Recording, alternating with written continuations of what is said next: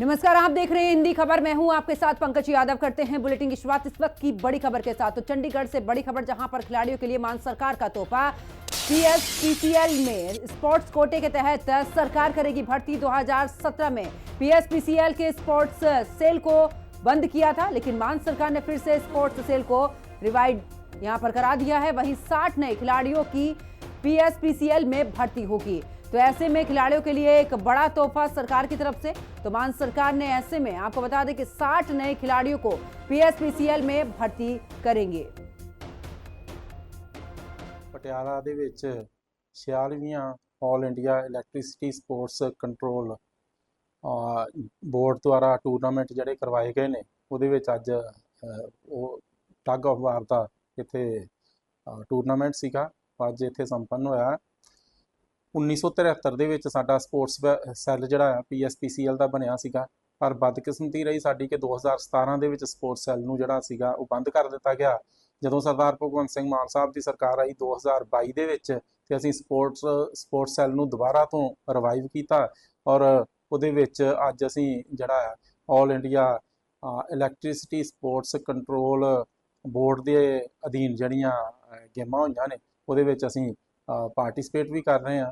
ਸੋ ਅੱਜ ਅਸੀਂ ਇੱਕ ਹੋਰ ਨਵਾਂ ਇੱਕ ਫੈਸਲਾ ਲਿਆ ਹੈ ਕਿ ਅਸੀਂ ਪੀਐਸਪੀਸੀਐਲ ਦੇ ਵਿੱਚ ਜਿਹੜਾ ਸਪੋਰਟਸ ਸੈੱਲ ਆ ਉਹਦੇ ਵਿੱਚ 60 ਨਵੇਂ ਖਿਡਾਰੀਆਂ ਦੀ ਜਿਹੜੀ ਆ ਉਹ ਭਰਤੀ ਕਰਾਂਗੇ, ਤਾਂ ਕਿ ਸਾਡਾ ਪੀਐਸਪੀਸੀਐਲ ਦਾ ਜਿਹੜਾ ਸਪੋਰਟਸ ਸੈੱਲ ਆ ਉਹ ਹੋਰ ਮਜ਼ਬੂਤ ਹੋ सके।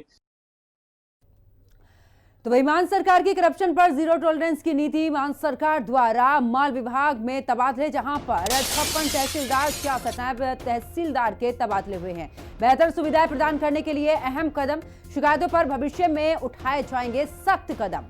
तो ऐसे में जीरो टॉलरेंस की नीति को लेकर सरकार सीधे तौर पर यहां पर काम करती हुई, और देखिए अधिकारियों के यहां पर तबादले भी किए गए। बेहतर सुविधाएं प्रदान करने के लिए ये एक अहम कदम। ਆਮ ਆਦਮੀ ਪਾਰਟੀ ਸਰਕਾਰ ਸੂਬਾ ਵਾਸੀਆਂ ਨੂੰ ਪਾਰਦਰਸ਼ੀ ਤੇ ਬਿਹਤਰ ਸੇਵਾਵਾਂ ਦੇਣ ਲਈ ਵਚਨਬੱਧ ਹੈ।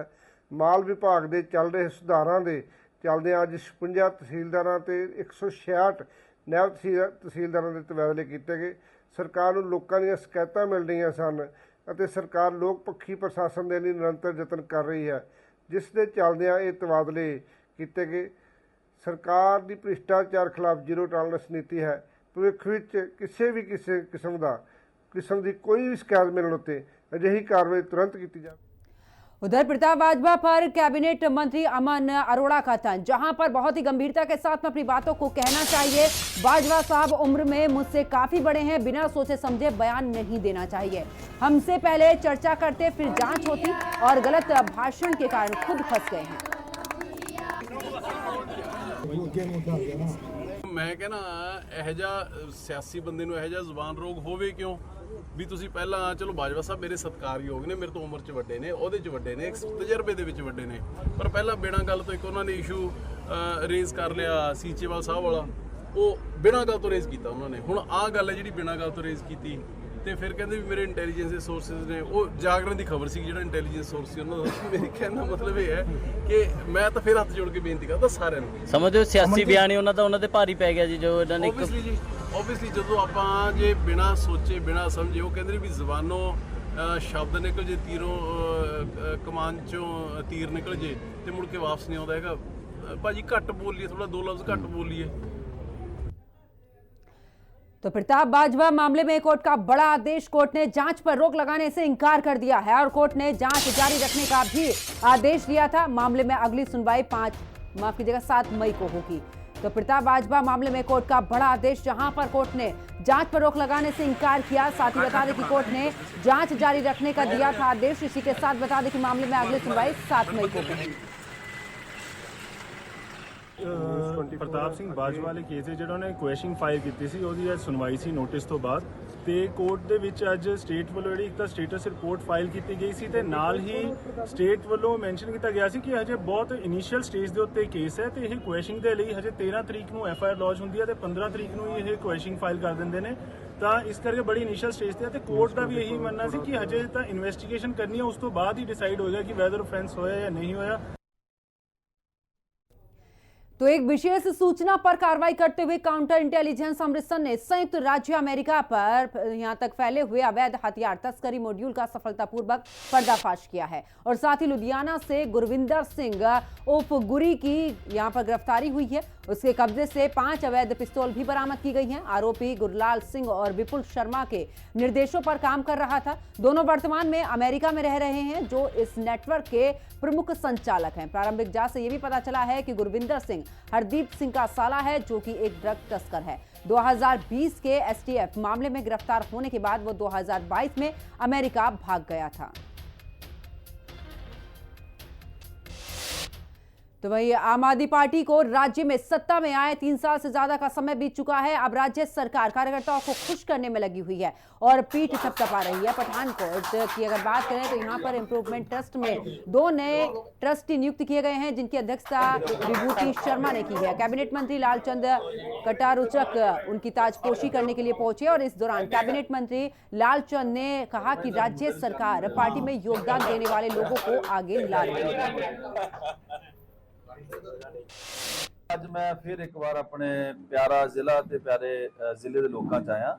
ਸੋ ਮੈਨੂੰ ਖੁਸ਼ੀ ਹੈ ਕਿ ਅੱਜ ਬਹੁਤ ਵੱਡੀ ਨਿਆਮਤ ਮਾਨਯੋਗ ਮੁੱਖ ਮੰਤਰੀ ਸਰਦਾਰ ਭਗਵੰਤ ਸਿੰਘ ਮਾਨ ਜੀ ਵੱਲੋਂ ਔਰ ਸਾਡੇ ਨੈਸ਼ਨਲ ਕਨਵੀਨਰ ਸ੍ਰੀ ਅਰਵਿੰਦ ਕੇਜਰੀਵਾਲ ਜੀ ਵੱਲੋਂ ਔਰ ਪੰਜਾਬ ਦੇ ਸਾਡੇ ਦੋਵੇਂ ਇੰਚਾਰਜ ਮਨੀਸ਼ ਸੋਦੀਆ ਜੀ ਔਰ ਸਤਿੰਦਰ ਜੈਨ ਜੀ, ਜਿਨ੍ਹਾਂ ਦੀ ਅਗਵਾਈ 'ਚ ਲਗਾਤਾਰ ਪੰਜਾਬ ਦੇ ਅੰਦਰ ਵੱਖ-ਵੱਖ ਖੇਤਰਾਂ 'ਚ ਚਾਹੇ ਉਹ ਡਿਵੈਲਪਮੈਂਟ ਦਾ ਸਵਾਲ ਹੋਵੇ, ਚਾਹੇ ਸਰਵਿਸ ਦਾ ਸਵਾਲ ਹੋਵੇ ਤੇ ਚਾਹੇ ਆਮ ਆਦਮੀ ਪਾਰਟੀ ਦੇ ਵਰਕਰਾਂ ਨੂੰ ਨਵੀਂ ਜ਼ਿੰਮੇਵਾਰੀਆਂ ਦੇਣ ਦਾ ਸਵਾਲ ਹੋਵੇ, ਹਰ ਰੋਜ਼ ਹਰ ਘੜੀ ਪਲ-ਪਲ ਇਸ ਪਾਸੇ ਵੱਡੇ ਉਪਰਾਲੇ ਸਰਕਾਰ ਕਰ ਰਹੀ ਹੈ। ਸੋ ਮੈਂ ਧੰਨਵਾਦ ਕਰਦਾ ਆਪਣੀ ਕੇਂਦਰੀ ਲੀਡਰਸ਼ਿਪ ਦਾ, ਪੰਜਾਬ ਦੀ ਲੀਡਰਸ਼ਿਪ ਦਾ।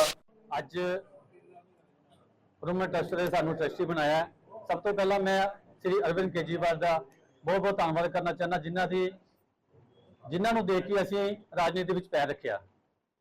शुरू तो 12 तो लैके अज तक जो भी कार्यकाल सानू दिता गया, जो भी काम दिता गया, असीं पूरी ईमानदारी नाल उहनूं निभाया।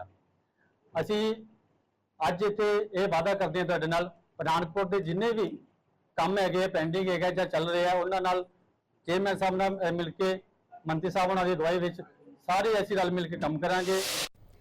और खबर पठानकोट से, जहां पर कैबिनेट मंत्री लालचंद कटारुचक तारागढ़ की अनाज मंडी में पहुंचकर गेहूं का उन्होंने निरीक्षण किया और मंडी में काम कर रहे मजदूरों से भी बातचीत की। पंजाब के कैबिनेट मंत्री लालचंद कटारुचक ने कहा कि पंजाब में गेहूं की खरीद जोरों पर है। अब तक 28 लाख मीट्रिक टन गेहूं पंजाब की मंडियों में पहुंच चुका है। 24.5 मीट्रिक टन गेहूं की खरीद हो चुकी है। पंजाब के सीएम मान के सख्त आदेश हैं कि किसानों या मजदूरों को मंडियों में किसी भी तरीके की कोई भी परेशानी नहीं होनी चाहिए। ਪੰਜਾਬ ਦੇ ਅੰਦਰ ਜਿਹੜਾ ਕਣਕ ਦੀ ਖਰੀਦ ਦੇ ਮਤਲਬ ਸਿਲਸਿਲੇ ਦੇ ਤਹਿਤ ਅੱਜ ਮੈਂ ਫਿਰ ਆਪਣੀ ਦਾਣਾ ਮੰਡੀ ਤਾਰਾਗੜ੍ਹ ਦੇ ਵਿੱਚ ਆਇਆ। ਸੋ ਡੇ ਬਾਈ ਡੇ ਜਿਹੜਾ ਵੀਟ ਦੀ ਪ੍ਰੋਕਿਉਰਮੈਂਟ ਦਾ ਸੀਜ਼ਨ ਆ ਉਹ ਪੀਕ ਤੇ ਜਾ ਰਿਹਾ ਸਾਰੇ ਪੰਜਾਬ ਦੇ ਅੰਦਰ ਹੀ। ਸੋ ਹੁਣ ਤੱਕ ਪੰਜਾਬ ਦੀ ਮੰਡੀਆਂ ਦੇ ਵਿੱਚ 28 ਲੱਖ ਐਮਟੀ ਦੇ ਕਰੀਬ ਜਿਹੜੀ ਉਹ ਅਰਾਈਵਲ ਪਹੁੰਚੀ ਆ ਔਰ ਇਹਦੇ ਵਿੱਚੋਂ 24.5 ਲੱਖ ਦੇ ਕਰੀਬ ਜਿਹੜੀ ਆ ਉਹ ਅਸੀਂ ਖਰੀਦ ਚੁੱਕੇ ਆ ਤੇ ਲਗਭਗ 2500 ਕਰੋੜ ਰੁਪਈਆ ਜਿਹੜਾ ਉਹ ਕਿਸਾਨਾਂ ਦੇ ਖਾਤਿਆਂ ਦੇ ਵਿੱਚ ਜੋ ਐਮਐਸਪੀ ਦੇ ਮੁਤਾਬਕ ਬਣਦਾ ਉਹ ਪਾਇਆ ਜਾ ਚੁੱਕਿਆ। ਸੋ ਲਗਾਤਾਰ ਮਾਨਯੋਗ ਮੁੱਖ ਮੰਤਰੀ ਸਰਦਾਰ ਭਗਵੰਤ ਸਿੰਘ ਮਾਨ ਜੀ ਦਾ ਇਹ ਆਦੇਸ਼ ਹੈ ਕਿ ਪ੍ਰੋਕਿਉਰਮੈਂਟ ਦੇ ਦੌਰਾਨ ਮੰਡੀ ਦੇ ਅੰਦਰ ਕਿਸਾਨ ਨੂੰ, ਮਜ਼ਦੂਰ ਨੂੰ, ਆੜਤੀ ਨੂੰ ਕਿਸੇ ਕਿਸਮ ਦੀ ਦਿੱਕਤ ਨਾ ਆਵੇ। ਇਹਦੇ ਲਈ ਲਗਾਤਾਰ ਜੋ ਪ੍ਰਬੰਧ ਕੀਤੇ ਉਹਨਾਂ ਦਾ ਮੈਂ ਖੁਦ ਮੰਡੀਆਂ 'ਚ ਜਾ ਕੇ ਮੇਰੀ ਸਾਰੀ ਜਿਹੜੀ ਮੇਰੇ ਅਫੀਸਰ ਸਾਹਿਬਾਨ ਨੇ ਉਹ ਵੀ ਲਗਾਤਾਰ ਪਲ-ਪਲ ਦੀ ਨਿਗਾਹ ਰੱਖ ਰਹੇ ਆ। ਸੋ ਜਿਹੜਾ ਸਾਨੂੰ ਕੇਂਦਰੀ ਪੂਲ ਦੇ ਲਈ 124 ਲੱਖ ਐਮਟੀ ਦਾ ਟਾਰਗੇਟ ਮਿਲਿਆ ਔਰ ਜਿਸ ਕਿਸਮ ਦੀ ਬੰਪਰ ਫਸਲ ਪੰਜਾਬ ਦੀ ਮੰਡੀਆਂ 'ਚ ਆ ਰਹੀ ਹੈ, ਮੈਨੂੰ ਲੱਗਦਾ ਵੀ ਅਸੀਂ बड़ा ईजिली वो टास्क भी पूरा करांगे। उधर अमृतसर विधानसभा क्षेत्र वेस्ट में विकास कार्य तेजी से चल रहे हैं। वार्ड नंबर 83 में नए ट्यूबवेल का शुभारंभ किया गया। काफी लंबे समय से लोग दूषित पानी से परेशान हैं। काफी समय से साफ पानी को लेकर लोगों ने कई बार प्रदर्शन और घेराव भी किया, लेकिन अब ट्यूबवेल लगने से घरों में साफ पानी की सुविधा मिलेगी। ट्यूबवेल लगने पर लोगों ने आम आदमी पार्टी विधायक जसवीर सिंह संधू का आभार जताया और जमकर आतिशबाजी भी की। ਇਹ ਟਿਊਬਵੈਲ ਪਿਛਲੇ 35 ਸਾਲ ਤੋਂ ਕੰਮ ਕਰ ਰਿਹਾ ਸੀ। ਤੇ ਕੰਪਲੇਂਟਾਂ ਵੀ ਕਾਫੀ ਸਾਲਾਂ ਤੋਂ ਆ ਰਹੀਆਂ ਸੀ ਪਰ ਕਿਸੇ ਨੇ ਇਸ ਵੱਲ ਤੇ ਖਿਆਲ ਨਹੀਂ ਸੀ ਦਿੱਤਾ। ਸੋ ਜਦੋਂ ਦੀ ਆਮ ਆਦਮੀ ਪਾਰਟੀ ਦੀ ਸਰਕਾਰ ਆਈ ਹੈ ਤਕਰੀਬਨ ਪਾਣੀ ਨੂੰ, ਸਿਹਤ ਨੂੰ, ਸਿੱਖਿਆ ਨੂੰ ਲੈ ਕੇ ਬਹੁਤ ਵੱਡੇ ਉਪਰਾਲੇ ਕੀਤੇ ਜਾ ਰਹੇ, ਜਿਹਦੇ ਤਹਿਤ ਇਹ ਜਿਹੜਾ ਇਹਨਾਂ ਲੋਕਾਂ ਦੀ ਡਿਮਾਂਡ ਸੀ ਇੱਥੇ ਕਿ ਟਿਊਬਵੈੱਲ ਸਾਨੂੰ ਨਵਾਂ ਦਿੱਤਾ ਜਾਵੇ। ਸੋ 15-16 ਲੱਖ ਰੁਪਏ ਦੀ ਲਾਗਤ ਦੇ ਨਾਲ 550-600 ਫੁੱਟ ਜਿਹੜਾ ਡੂੰਘਾ ਬੋਰ ਕਰਕੇ ਟਿਊਬਵੈੱਲ ਦਾ ਜਿਹੜਾ ਕਨੈਕਸ਼ਨ ਆ ਅੱਜ ਚਾਲੂ ਕਰ ਦਿੱਤਾ ਗਿਆ। ਸੋ ਮੈਂ ਇਲਾਕਾ ਨਿਵਾਸੀਆਂ ਨੂੰ ਇਹਦੇ ਵਾਸਤੇ ਬਹੁਤ बहुत मुबारक दी। उधर पंजाब में खुफिया जानकारी के आधार पर चलाए जा रहे अभियान में तरनतारण पुलिस ने 2 व्यक्तियों सुखदेव सिंह उर्फ देव और साथ ही स्वर्ण कुमार उर्फ घोड़ा को यहां से गिरफ्तार करके बड़े हथियार तस्करी मॉड्यूल को नाकाम कर दिया है। आरोपी सुखदेव सिंह उर्फ देव ने पुलिस पर गोलियां चलाई। जवाबी कार्रवाई में उसे गोली लगी है और उसे सिविल अस्पताल तरनतारण में भर्ती कराया गया। तो वहीं 4 दिन पहले गुरदासपुर जिले में के गांव में भी यहां पर लोगोवाल में पंजाब पुलिस के रिटायर्ड इंस्पेक्टर और पेट्रोल पंप मालिक के घर में के बाहर अज्ञात लोगों ने फायरिंग करते हुए वहां से मौके से फरार हो गए और इस मामले में रिटायर्ड इंस्पेक्टर जर्नैल सिंह ने शिकायत भी दर्ज कराई है, जिसके मुताबिक फायरिंग करने वाले लोगों ने कुछ समय पहले उनके घर की रैकी की, जिसका वीडियो पुलिस को दिया गया है। पूरे मामले को लेकर जर्नैल सिंह का कहना है कि आरोपी की पहचान उजागर हो गई है। इसके बावजूद भी पुलिस ने अब तक कोई भी ठोस कार्रवाई नहीं की है। गांव की पंचायत ने आज एसएसपी से मुलाकात की है और मुलाकात के दौरान एसएसपी ने उचित कार्रवाई का आश्वासन भी दिया है। कुछ दिन पहले की गल है कि रात ਵੇਲੇ ਇਹਨਾਂ ਦੇ ਘਰ ਦੇ ਨਜ਼ਦੀਕ ਕਿਸ ਨੇ ਫਾਇਰ ਕੀਤੇ। ਇਹ ਇਹਨਾਂ ਨੇ ਕੰਪਲੇਂਟ ਦਿੱਤੀ ਸੀ, ਰਾਤ ਦਾ ਵੇਲਾ ਸੀ। ਮੁੜ ਕੇ ਅਗਲੇ ਦਿਨ ਜਾ ਕੇ ਇਹਨਾਂ ਨੇ ਆਪਣਾ ਇਹਨਾਂ ਦੇ ਭਤੀਜੇ ਵੱਲੋਂ, ਜਰਨੈਲ ਸਿੰਘ ਦੇ ਭਤੀਜੇ ਵੱਲੋਂ ਬਿਆਨ ਲਿਖਾਏ ਗਏ ਕਿ ਪਹਿਲੇ ਉਹਨਾਂ ਨੇ ਇੱਕ ਗੱਡੀ ਦੇਖੀ, 2 ਗੱਡੀਆਂ ਦੇਖੀਆਂ, ਫਿਰ ਬਾਅਦ 'ਚ ਇੱਕ ਗੱਡੀ ਦੇਖੀ ਹੈ ਰਾਤ ਦੇ ਹਨੇਰੇ 'ਚ। ਫਿਰ ਇਹਨਾਂ ਨੇ ਬੰਦਾ ਪਛਾਣ ਲਿਆ, ਉਸ ਬੰਦੇ ਤੇ ਇਹਨਾਂ ਨੇ ਬਾਈ ਨੇਮ ਜ਼ਿਕਰ ਕੀਤਾ ਆਪਣੇ ਬਿਆਨਾਂ ਦੇ ਵਿੱਚ। ਪਰ ਜਿਹੜੇ ਹਾਲਾਤ ਦੇ ਬਿਆਨ ਕੀਤੇ ਸੀ ਉਹਦੇ ਵਿੱਚ जिस वे केस दर्ज किया गया तो बाद तस्दीक करके अगली कार्रवाई करने की गल लिखी गई थी। जदों के बाई नेम दोषी कमलदीप सिंह सन ऑफ मजीद सिंह पिंड कालियां जिन्हें गोली चलाई है वो आके साढ़े घर साहब प्रीतम सिंह सरपंच के कोल गए ने, सारे रणबीर सिंह साबका सरपंच के कोल गए ने। जब गलती हो गई तो माफी मंगने, सारे पैरी पै ने सारे परिवार के जान तो अगर पहले पुछता काम है, पहले टेस्ट करो दोषी। देखो इन्ने हालात मारे, नजायज अगले ने गोली चलाई है तो पुलिस ने ट्रेस नहीं किया, अज तक कोई कार्रवाई नहीं की। कार्रवाई पुलिस के बेगना साबित कर दिया, उन्होंने बेगना साबित किया। मैं कही कि एसएम साहब, DI साहब और CM साहब यो बेनती है, यो जो मारे अंसर के जो पुलिस ने बचाने ने तो पंजाब बचेगा कितों। और चलिए खबरों में आगे बात करते हैं, जहां पर अमृतसर सुंदर नगर में पुरातन हंसली जिसके जरिए नहरों का पानी सचखंड श्री हरमिंदर साहिब के पवित्र सरोवर में जाता है, लेकिन अब शिरोमणि गुरुद्वारा प्रबंधक कमेटी की तरफ से हंसली की जमीन को बेचने के लिए तैयारी कर ली गई है। इसके विरोध में बलदेव सिंह वडाला ने भी निवासियों के साथ में मिलकर प्रेस कॉन्फ्रेंस की और कहा कि इस पुरातन विरासत को किसी भी हाल में SGPC को बेचने नहीं दिया जाएगा।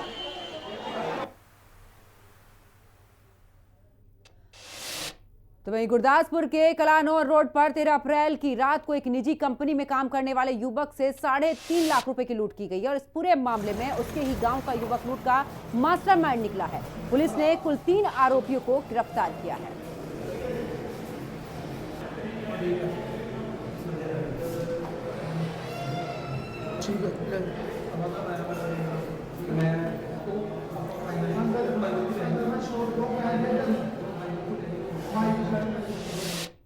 ਕਲਾਨੌਰ ਰੋਡ ਤੇ ਐਮਾਜ਼ੋਨ ਕੰਪਨੀ ਦਾ ਇੱਕ ਵਰਕਰ ਆਪਣੀ ਕਲੈਕਸ਼ਨ ਲੈ ਕੇ ਆ ਰਿਹਾ ਸੀ 3,85,000 ਰੁਪਏ ਦੇ ਨੇੜੇ ਛੇੜੇ, ਜਿਹੜਾ ਉਹ ਜਦੋਂ ਉੱਥੇ ਕਲਾਨੌਰ ਰੋਡ ਤੇ ਪਹੁੰਚਿਆ ਤਾਂ ਉਹਦੇ ਪਿੱਛੋਂ 2 ਕਾਰ ਵਾਲੇ ਬੰਦੇ ਔਰ 2 ਮੋਟਰਸਾਈਕਲ ਤੇ ਉਹਨਾਂ ਨੇ ਆ ਕੇ ਉਹਨੂੰ ਰੋਕਿਆ। ਉਹਨਾਂ ਕੁੱਟਮਾਰ ਕਰਕੇ ਉਹਦੇ ਕੋਲੋਂ ਜਿਹੜੇ ਉਹਦੇ ਪੈਸੇ ਆ ਉਹ ਖੋਹ ਕੇ ਲੈ ਗਏ ਤੇ ਸਾਡੇ DSP ਗੁਰਦਾਸਪੁਰ ਔਰ SHO ਸਦਰ ਗੁਰਦਾਸਪੁਰ ਇਹਨਾਂ ਨੇ ਕਾਫੀ ਮਿਹਨਤ ਨਾਲ ਵਰਕ ਕਰਕੇ ਉਹਨਾਂ ਵਿੱਚੋਂ 3 ਬੰਦੇ ਜਿਹੜੇ ਅਰੈਸਟ ਕਰ ਰਹੇ ਆ। ਉਹਨਾਂ ਕੋਲੋਂ ਕਰੀਬ 2,85,600 ਰੁਪਏ ਜਿਹੜੇ ਬਰਾਮਦ ਕੀਤੇ ਜਾ ਚੁੱਕੇ ਆ। ਬਾਕੀ ਇੱਕ ਬੰਦਾ ਜਿਹੜਾ ਉਹ ਹੋਰ ਜਿਹੜਾ ਨਾਮਜ਼ਦ ਹੈਗਾ ਵਿੱਚ ਤੇ ਉਹ ਅਰੈਸਟ ਕਰਨਾ ਬਾਕੀ ਆ। ਉਹ ਜਲਦੀ ਇਹਨਾਂ ਨੇ ਅਰੈਸਟ ਇੱਕ ਦਿਨ 'ਚ ਕਰ ਲੈਣਾ, ਉਹਦੇ ਪਿੱਛੇ ਲੱਗੀ ਹੈ। और चलिए अब खबर पठानकोट से है, जहां पर गर्मी के सीजन को ध्यान में रखते हुए वन्य जीव विभाग के अग्निशमन के इंतजाम कर लिए गए हैं। वहीं दूसरी ओर फायर ब्रिगेड विभाग की पूरी मुस्तैदी से काम करता हुआ यहां पर नजर आ रहा है। पठानकोट में बनाए गए 2 फायर स्टेशनों में करीब 74 कर्मचारी तैनात हैं। फायर स्टेशनों में 4 गाड़ियां सभी प्रबंधों के साथ में तैयार है। फायर स्टेशनों पर कुल 74 कर्मचारी हैं, जो कि 3 शिफ्टों में 24 घंटे तैनात रहते हैं।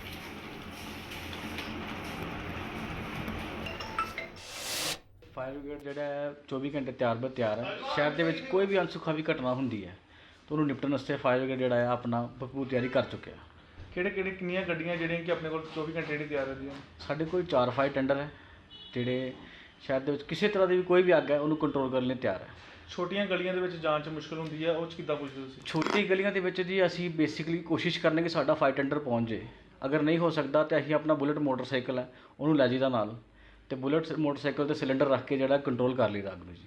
ਤੇ ਫਾਇਰ ਸੀਜ਼ਨ ਦੇ ਵਿੱਚ ਲੋਕਾਂ ਨੂੰ ਕੀ ਅਪੀਲ ਕਰਦੇ ਹੋ, ਜਿੱਦਾਂ ਕਿਤੇ ਅੱਗ ਲੱਗ ਜਾਂਦੀ ਇੱਕਦਮ ਗੱਡੀ ਨਹੀਂ ਪਹੁੰਚ ਪਾਉਂਦੀ, ਤੇ ਲੋਕੀ ਪਹਿਲੇ ਫਸਟ ਏਡ ਦੇ ਵਿੱਚ ਜਿਵੇਂ ਕਿੱਦਾਂ ਕਾਬੂ ਨੂੰ ਪਾਇਆ ਜਾਏ? ਅਸੀਂ ਲੋਕਾਂ ਨੂੰ ਅਪੀਲ ਕਰਨਾ ਚਾਹੁੰਦੇ ਹਾਂ ਕਿ ਸਭ ਤੋਂ ਪਹਿਲੇ ਤਾਂ ਆਪਣੇ ਘਰਾਂ ਦੇ ਵਿੱਚ ਜਿਹੜੇ ਬਿਜਲੀ ਦੇ ਇਕਵਿਪਮੈਂਟ ਨੇ, ਤਾਰਾਂ ਸ਼ਾਰਟ ਹੋਣ ਦਾ ਖਤਰਾ ਆ ਜ਼ਿਆਦਾ ਰਹਿੰਦਾ, ਉਹਨੂੰ ਜਿਹੜਾ ਆ ਠੀਕ ਕੀਤਾ ਜਾਏ। ਆਪਣੇ ਘਰਾਂ ਦੇ ਵਿੱਚ ਜਿਹੜੇ LPG ਸਿਲੰਡਰਸ ਨੇ ਉਹਨਾਂ ਦਾ ਧਿਆਨ ਰੱਖਿਆ ਜਾਏ ਕਿ ਲੀਕ ਤੇ ਨਹੀਂ ਹੋ ਰਿਹਾ। ਅਗਰ ਲੀਕ ਹੁੰਦਾ ਹੈ ਇਲੈਕਟ੍ਰਿਸਿਟੀ ਦਾ ਕੋਈ ਔਨ ਨਾ ਕਰੋ, ਉਹਨੂੰ ਪਹਿਲੇ ਬੰਦ ਕਰੋ, ਉਸ ਤੋਂ ਬਾਅਦ ਅਗਲਾ ਜਿਹੜੀ ਕਾਰਵਾਈ ਕਰੋ।